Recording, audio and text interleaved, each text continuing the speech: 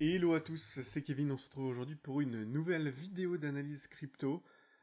Juste avant de commencer, je voulais remercier toutes les personnes qui se sont abonnées hier et avant-hier. On a dépassé la barre des 100 abonnés, on est maintenant 112 personnes, donc ça fait vraiment plaisir. Je vais vous préparer une vidéo spéciale justement pour les 100 premières personnes qui nous ont rejoints. Je suis en train, moi de mon côté, de préparer un espace membre de formation, et du coup, l'objectif, c'est vraiment de pouvoir, vu que vous êtes là en avance, vous offrir une partie de cet espace membre de formation de manière totalement gratuite. Et donc j'ai préparé déjà un premier module, une première partie, pour présenter quels sont quel est l'univers des cryptos, comment ça fonctionne concrètement, la blockchain, etc. Pour ceux qui veulent en savoir un petit peu plus, parce que c'est vrai que je connais beaucoup de personnes qui ont investi dans les cryptos, mais très peu savent comment vraiment ça fonctionne, la blockchain, euh, les cryptos par rapport à la blockchain, quelle est la différence entre les cryptos, les tokens, etc. Donc voilà, le but c'est de vous apporter cette clarté-là. J'ai créé cette partie totalement gratuite que j'ai envie de vous offrir à vous, membres et abonnés de cette chaîne. Donc si toi qui regardes t'es pas encore abonné, bah n'hésite pas à t'abonner parce que dans les prochains jours, je vais cette semaine te présenter l'espace membre avec une partie gratuite et une partie bien sûr qui sera payante, mais ce sera à toi de voir ce que tu as envie de faire réellement. Si tu as envie d'avoir toutes mes stratégies, elles seront incluses dans cet espace membre de formation.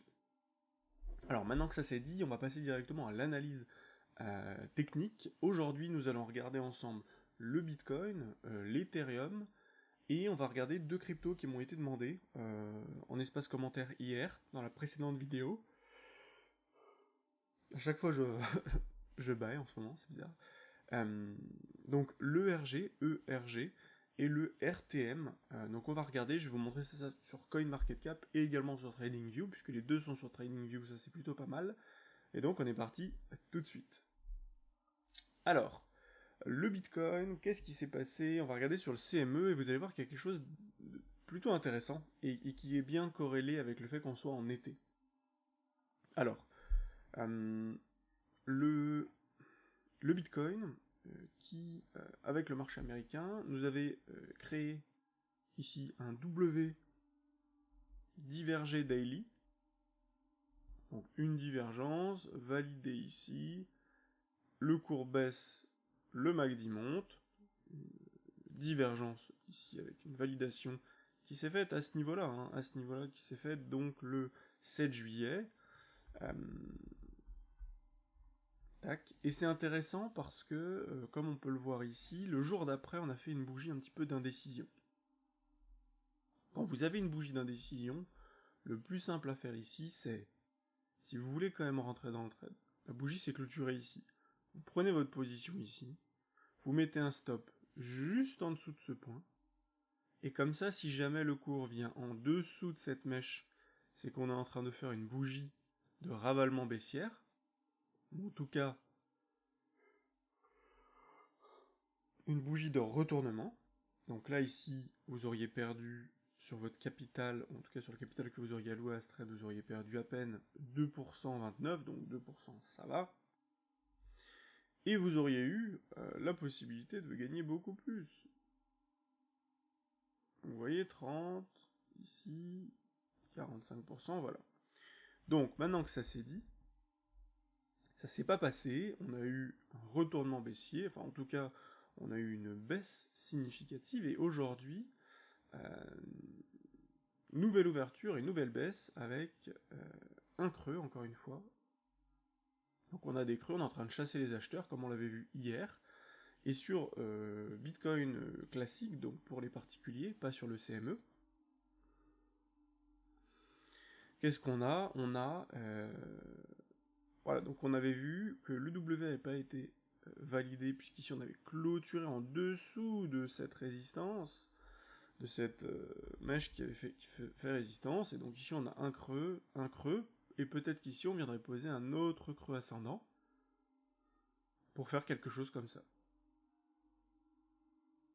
Ou bien, peut-être qu'on va juste simplement casser tout ça, ici, pour repartir, ou encore aller plus bas jusqu'à ce que les gens abandonnent pour derrière proposer un rallye d'été sur quelques semaines avant de redescendre potentiellement en fin d'année.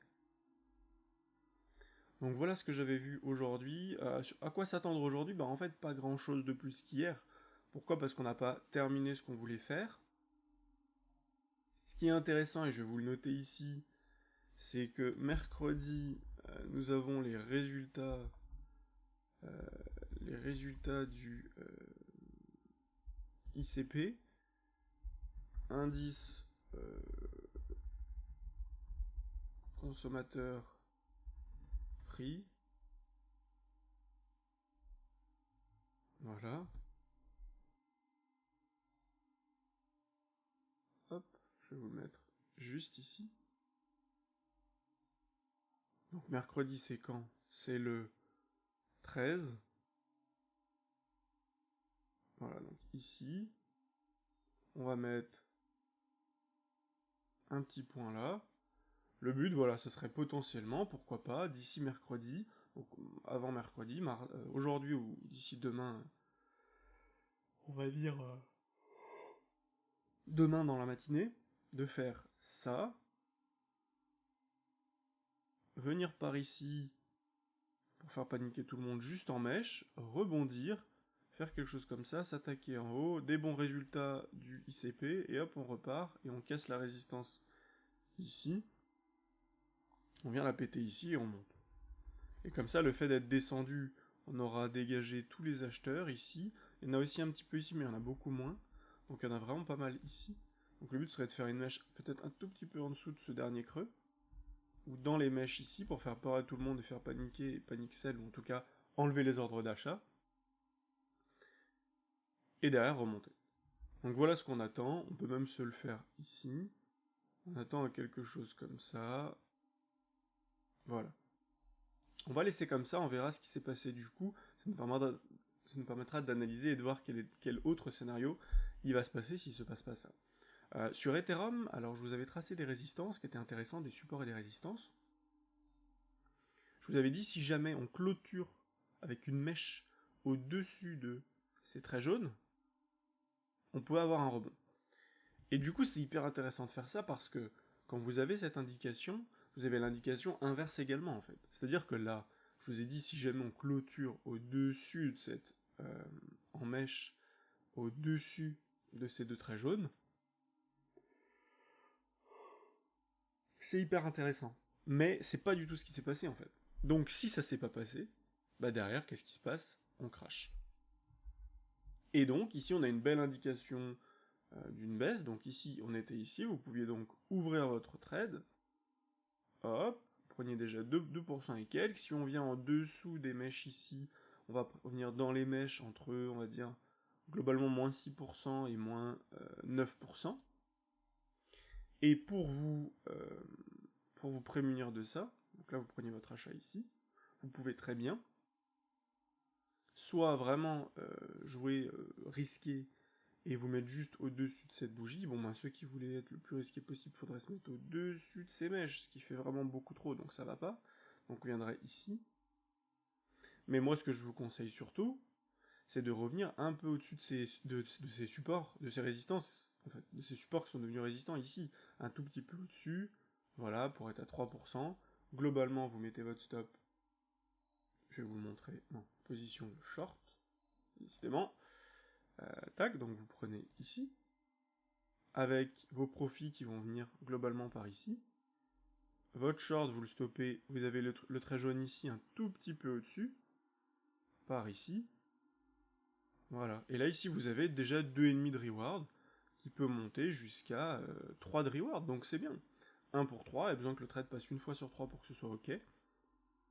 Sachant qu'ici, vous pouvez prendre beaucoup de profit dans cette zone.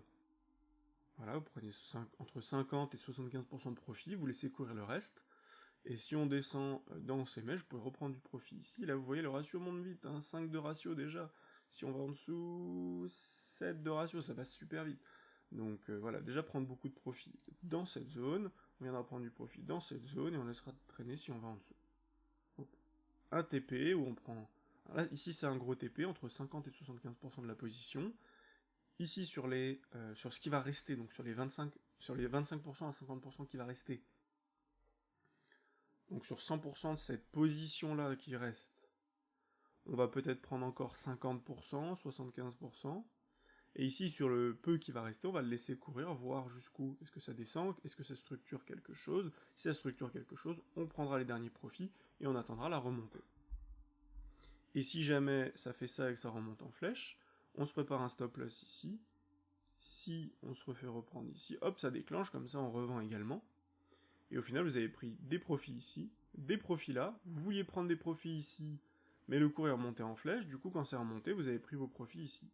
Et du coup, au lieu de prendre juste un profit ici et un profit là, vous avez pris ici, là, vous avez laissé la possibilité d'en avoir ici également. Ça aurait pu arriver, et ça peut arriver. Et si ça n'arrive pas, au pire, vous faites la même chose que si vous aviez mis qu'un profit ici et là, en fait. C'est pareil. Juste que le cours va remonter et vous prendre ici.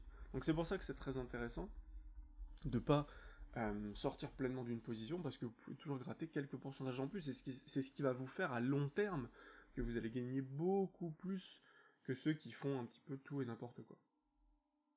On est à combien de vidéos? 11 minutes 10 de vidéo, parfait. On va passer maintenant à ERG et RTM, qui m'ont été demandés en commentaire par Laurent Orduna. Merci à toi Laurent. Et du coup on va passer à l'analyse tout de suite. Alors le Ergo, le RTM. Alors on va commencer par le Ergo, qui est plutôt une bonne nouvelle pour toi par rapport au RTM, tu verras. Alors, donc le Ergo, avant de commencer l'analyse technique, la première chose que j'ai faite, c'est que j'ai tapé ERG Coin. Et que je suis allé sur CoinMarketCap pour le trouver. S'il n'avait pas été sur CoinMarketCap, j'aurais pu aller sur CoinGecko sans problème. Mais il est dispo, donc tant mieux. Alors, déjà on va sur CoinMarketCap, et d'ailleurs j'ai regardé les deux en même temps, et ça m'a permis de savoir rapidement pourquoi l'un était ok, et pourquoi l'autre l'était pas du tout. Alors, ERG, donc sur CoinMarketCap, on a plusieurs indications à regarder. Première indication à regarder, on voit tout ici, parfait. Déjà la position de la crypto. Ok, 339e, market cap total, 54 millions. Donc actuellement, il y a 54 millions de dollars qui sont investis dans ce projet et dans cette crypto, ce qui fait que c'est une crypto très volatile, 339e, de toute manière c'est très volatile. Donc ça peut laisser des potentiels de gains énormes, mais aussi des potentiels de baisse énormes. Ensuite, une fois qu'on a regardé ça, ce qui peut être intéressant, c'est de regarder... On va le faire dans l'ordre, je vais vous montrer ce qui est intéressant. Donc on va regarder ça. Ceux qui adorent le fondamental, vous pouvez regarder le livre blanc ici. C'est pas quelque chose qui m'intéresse énormément, surtout sur des cryptos qui datent comme Ergo, qui étaient déjà présentes avant 2017.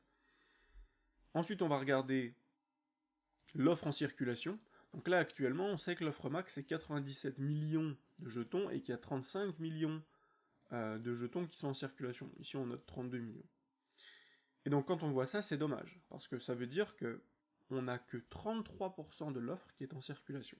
Et ça, c'est vraiment pas bon, parce que ça veut dire que si demain on a une forte proposition des jetons sur le marché, et ben en fait vous allez vous retrouver avec énormément de jetons d'un coup, donc beaucoup d'offres ajoutées, et quand vous avez beaucoup plus d'offres que d'habitude, bah les prix chutent énormément. Donc ça, il faut faire attention. Maintenant, ce qu'on peut regarder, c'est ça du coup. Donc on va sur la vue d'ensemble, Ergo contre USD, on met tout, puisque forcément quand vous arrivez, vous êtes en baisse, ça veut rien dire, ça, genre, vous voyez une baisse, mais ça ne veut strictement rien dire. All, et là on regarde le marché de loin. Donc déjà de loin, ce qui est très intéressant, c'est que sur Ergo à l'époque, on avait très peu de volume, on voit pas beaucoup de volume en bas là. Vous voyez pas, ok. Où il y a ma souris en bas ici. On n'a pas beaucoup de volume, et en fait quand on avance, on voit que ici, on a du volume. On a énormément de volume. Donc ça, c'est très intéressant, ça veut dire qu'il y a des gens qui sont rentrés en masse sur le marché. Maintenant, on peut voir qu'en 2017, du coup, on a eu une grosse explosion jusque fin 2017, début 2018, comme beaucoup de cryptos et comme le Bitcoin. Ensuite, on a eu un crash. Phase de capitulation, et ici, phase d'accumulation jusque début 2021, ok. Et ensuite, explosion à nouveau, on n'a pas fait de nouvelle ATH, mais grosse explosion où on passe quand même de moins d'$1, donc on va dire $1 à à 17-18$, donc un fois 18, et encore je prends pas le plus bas, hein. Si on était au plus bas ici, vous achetiez à 30 centimes, 20 centimes, c'était incroyable. Maintenant on regarde market cap, et on va changer entre prix et market cap, et on va regarder la différence. Et c'est là où en fait je veux que vous compreniez bien la différence. C'est qu'en fait, ici typiquement, on a une grosse indication que le prix ici qui était monté en 2017, c'était sur du bullshit, c'était sur rien, puisqu'en fait, ici, on n'avait pas de market cap. C'est-à-dire qu'il n'y avait aucun jeton en circulation à ce moment-là. Aucun jeton en circulation. Là, ici, aucun jeton en circulation, c'est juste des pommes d'une personne, probablement. Et donc ici, en fait, le marché ne valait rien du tout, il n'y avait aucun market cap. Donc voilà. Et ensuite, c'est-à-dire que là, par exemple, quand on est monté à 20 dollars unité, donc le plus haut qu'on ait jamais fait, on était à 5 millions de market cap. Et aujourd'hui, on a 54 millions de market cap. Donc vous voyez, il n'y avait vraiment pas d'argent ici dans le projet, il n'y avait pas de token de distribuer, il n'y avait que dalle en fait. Par contre ici, c'est intéressant puisque le prix a explosé à la hausse, et le market cap aussi. Et ça c'est intéressant parce que ça veut dire que malgré qu'il y ait eu énormément de tokens en vente, le prix a beaucoup monté. Et donc ça c'est une bonne nouvelle, ça veut dire qu'on n'a pas une décorrélation totale entre le market cap et le prix. Par contre, il faut complètement oublier ce qui s'est passé globalement avant 2019. Avant 2019, on oublie totalement, même avant 2020, on oublie totalement ce qui s'est passé. Ok, maintenant qu'on a vu ça, on va regarder sur la charte. Alors, j'avais tracé ça pour vous montrer ce qui s'était passé avant, donc en 2017-2018, mais finalement, ça c'est quelque chose qu'on va complètement oublier. Pourquoi ? Parce que comme je vous l'ai dit, il n'y a pas de market cap. Il n'y avait pas de market cap, donc il n'y avait pas d'argent en fait investi dedans dans le projet. Donc en fait, la montée qu'il y a eu, c'était du bullshit. C'était du bullshit total. Donc ça dégage, on oublie. Pour nous, la crypto, c'est comme si elle était arrivée comme cela.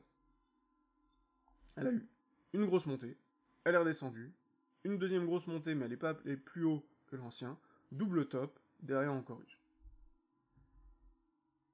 Et donc quand on regarde ça, ce qui est intéressant, c'est de prendre un petit Fibo, de nous mettre ici, paf, voilà, ici parfait.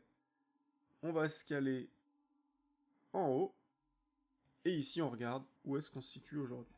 Aujourd'hui, on se situe en dessous des 0.9, des 0.90. Donc pour l'instant, oui, ça reste une bonne zone d'achat, c'est très bien. On est en dessous des 0.90, à très long terme, c'est intéressant.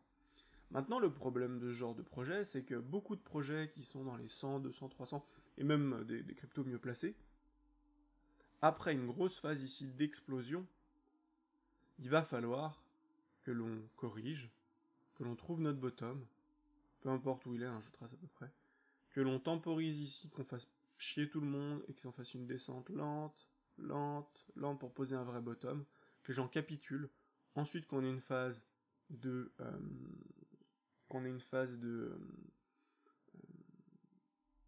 comment dire,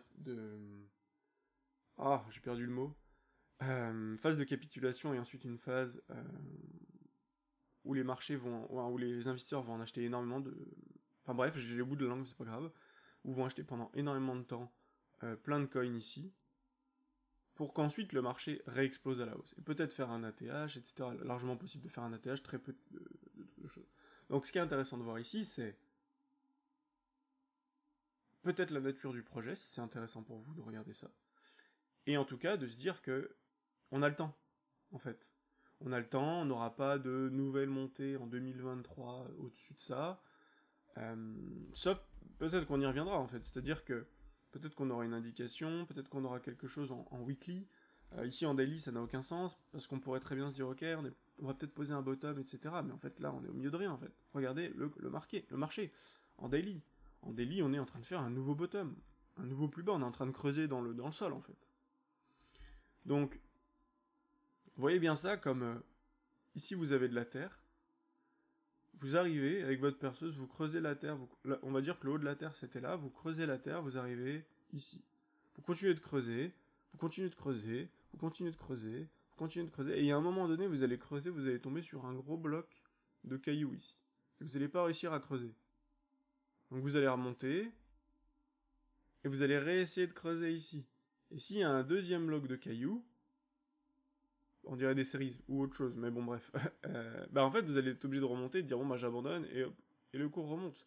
À l'inverse, si ici vous avez commencé à creuser ici, vous descendez, vous descendez, vous descendez, hop, bloc de cailloux, on remonte, on redescend, il n'y a plus rien, on repart, c'est bon en fait. Donc là actuellement c'est exactement ce qui se passe, c'est que on a une baisse, on temporise, on fait croire qu'on repart à la hausse, tout le monde achète, on descend. On temporise, on fait croire à tout le monde qu'on repart, on descend.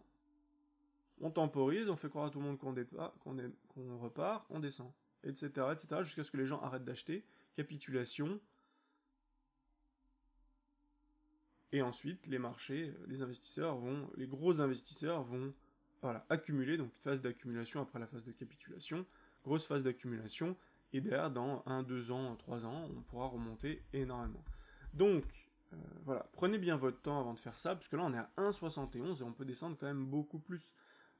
Les bottoms étaient posés vers 0,39, l'ancien ATH de 2020 était à 1,30$.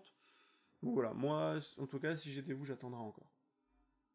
Enfin, rapidement, puisque la vidéo quand même commence à durer un petit moment, RTM. Donc RTM, Raptorum, qui est 4980ème, donc elle a aucun market cap, 4 millions de market cap, ce n'est rien, c'est globalement une personne qui a pu créer ça, faire un MLM ou quelque chose d'un peu dégueulasse dessus, et vendre ça à tout le monde. Le marché a connu un pump, ici très léger, hein. On a eu un pump entre le 9 novembre et le 13-14 novembre, ensuite on s'est pété la gueule.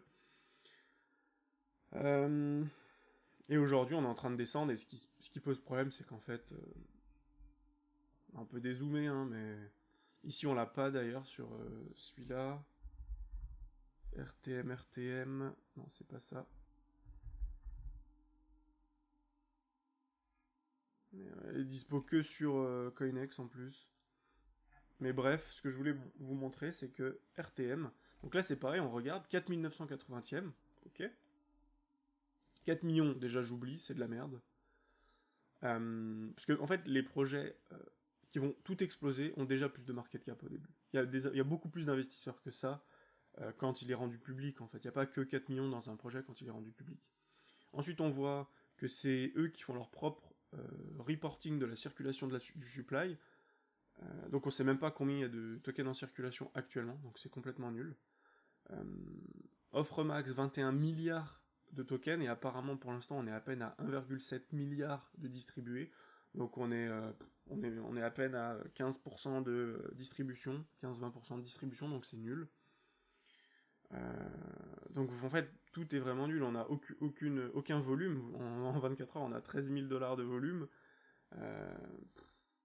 c'est vraiment pas terrible. Market cap, on n'a rien, enfin il n'y a aucune indication, on est en train de faire un plus bas, puisque quand on regarde par rapport à 2021, on était à 0,006, et là on est à 0,002, donc on a fait diviser par 3 le prix. Donc on fait que baisser en fait. Et pour ceux qui se diraient, ah bah oui mais ici on est peut-être en train de poser un double bottom, oui on est peut-être en train de poser un double bottom, mais il n'y a aucune raison que le marché reporte maintenant, parce qu'en en fait, il est corrélé au marché des cryptos, et les cryptos vont continuer de se péter la gueule pendant un moment. Même si on a un rebond d'été, on va peut-être avoir un rebond d'été comme ça, mais derrière, on va continuer de baisser. Donc si vous sortez pas au bon moment, le jour près, vous êtes foutu en fait. Donc ça n'a aucun sens. Là, ça a l'air plutôt d'être un scam, une mauvaise crypto, donc je vous déconseille fortement d'investir dans le RTM. Je fais pas de mauvaise pub ou de bonne pub, c'est juste mon avis que je vous donne. Donc voilà, j'espère que cette vidéo vous a plu. Si c'est le cas, n'hésitez pas à bombarder la barre des pouces bleus et à me dire en commentaire quelle est la prochaine crypto que vous voulez que j'analyse. Ça a été un plaisir d'analyser ERG et RTM pour toi, Laurent. Et voilà, dis-moi d'ailleurs en commentaire ce que t'en as pensé et si ça a pu t'éclairer. Je vous souhaite une belle journée et je vous dis à demain pour une prochaine analyse crypto. Ciao ciao.